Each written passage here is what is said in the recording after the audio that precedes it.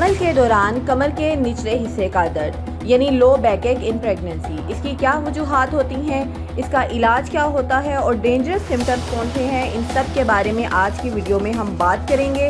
आप सबको पता है कि प्रेगनेंसी के दौरान जो बैक एक का मसला है वो बहुत कॉमन हो जाता है और ये जो लो बैक एक का मसला है ये हर दूसरी या तीसरी प्रेग्नेंट लेडी को सेकेंड ट्राइमेस्टर में या थर्ड ट्राइमेस्टर में अक्सर होता रहता है। बाज़ ख़वातीन में ये दर्द लाइट होता है और बाद में ये इतना शदीद हो जाता है कि रोज़मर्रा के काम करना भी मुश्किल हो जाता है। तो आज की वीडियो में जानते हैं कि प्रेगनेंसी में बैक एक क्यों होता है और इससे कैसे बचा जा सकता है और किन अलामात की सूरत में आपने फ़ौरन डॉक्टर से रब्ता करना है।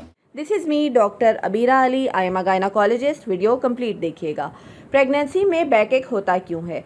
नंबर 1 पे प्रेगनेंसी के दौरान हार्मोन्स का असर होता है और हमल के दौरान बॉडी में रिलैक्सिन और प्रोजेस्टेरोन हार्मोन्स की क्वांटिटी बढ़ जाती है। रिलैक्सिन हार्मोन का ये काम होता है कि वो आपके पेट के और पेल्विस के जो लिगामेंट्स होते हैं, जोड़ होते हैं, इनको नरम करता है ताकि बेबी की डिलीवरी आसानी से हो सके। लेकिन इसके नतीजे में कमर में और लोअर एब्डोमेन के जो जोड़ होते हैं वो पहले की निस्बत कम मजबूत महसूस होते हैं, जिसकी वजह से बैक एक का मसला हो सकता है। नंबर 2 में है कि वज़न में इजाफा। प्रेगनेंसी के दौरान जब प्रेगनेंसी बढ़ रही होती है तो यूट्रस का वेट, बेबी का वेट और लाइकर का वेट और जो सारी ये इन सब का जो वेट होता है, प्लेसेंटा का वेट, इन सब की जो वेट होता है वो बढ़ने से आपकी बैक पे वज़न ज़्यादा पड़ता है। ये इजाफी वज़न कमर के पट्टे और रीढ़ की हड्डी पर दबाव डालता है, जिसकी वजह से बैक एक हो सकती है।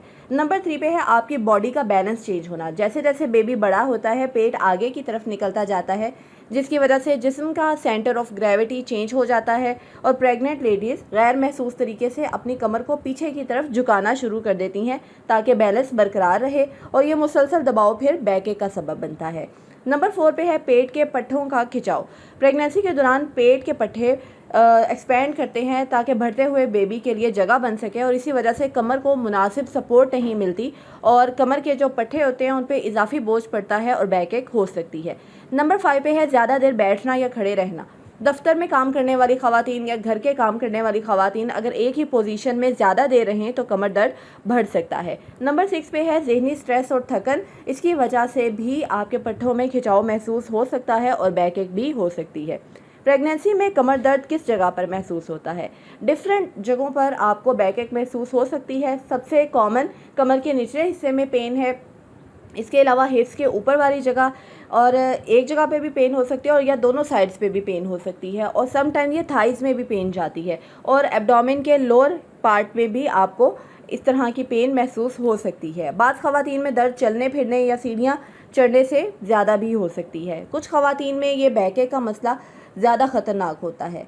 किन ख़वातीन में ये ज़्यादा मसला हो सकता है? जिनमें पहले से ही कमर दर्द की हिस्ट्री मौजूद होती है या जिनके ट्विंस बेबी होते हैं या एक से ज़्यादा बेबीज़ होते हैं, जिनका मोटापा ज़्यादा होता है, जो एक्सरसाइज नहीं करती, वो ख़वातीन जो ज़्यादा वेट लिफ्टिंग का काम करती हैं या वो ख़वातीन जिनका पोस्चर ठीक नहीं होता।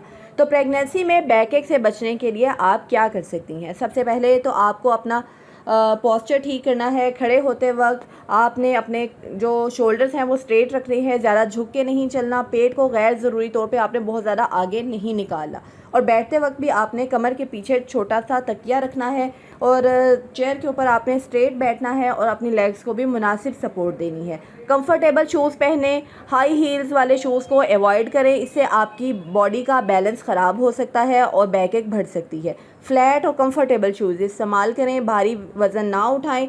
अगर कोई चीज़ उठानी है तो कमर से आप ना झुकें, कंध अपने घुटनों को टर्न करके मोड़ के यानी कि फिर आपने चीज़ उठानी है।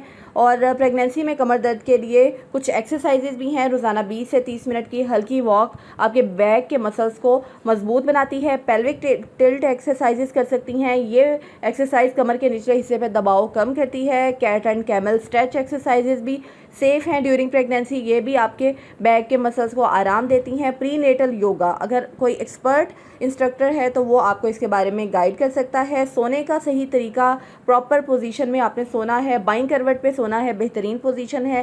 प्रेगनेंसी पिलो इस्तेमाल कर सकती हैं, अपने घुटनों के दरमियान रख सकती हैं, पेट के नीचे या कमर के पीछे। इससे रीढ़ की हड्डी भी स्ट्रेट रहती है और पेन भी कम होती है। और गर्म पट्टी भी कुछ केसेस में आपको फ़ायदा दे सकती है। 15 से 20 मिनट आप कमर पे हल्की गर्म पट्टी या फिर हॉट वाटर बोतल इस्तेमाल कर सकती हैं, लेकिन बहुत ज़्यादा गर्माइश से भी आपने अवॉइड करना है। तो this was all about back एक इन प्रेगनेंसी।